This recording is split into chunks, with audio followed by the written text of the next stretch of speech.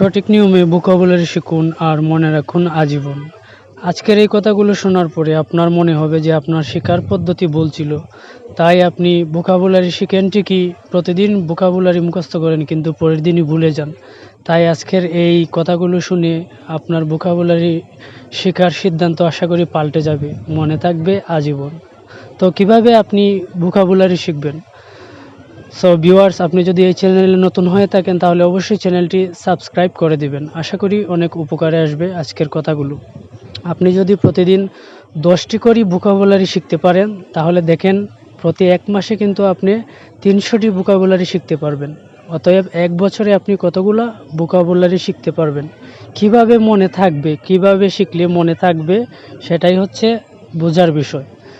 আপনি যদি প্রতিদিন 10টি করে ভোকাবুলারি শিখেন এবং ওই ভোকাবুলারি দিয়ে যদি আপনি সেন্টেন্স মেক করেন তাহলে আপনার ভোকাবুলারি শেখা ভালো হবে এবং এগুলা মনে থাকবে, টেকসই হবে শেখা। সো এদিকে আপনার আরেকটি উপকার হবে, আপনার সেন্টেন্স মেকিং যে স্কিলসটা এটা আস্তে আস্তে বাড়তে থাকবে। আপনি খুব সহজেই সেন্টেন্স মেক করতে পারবেন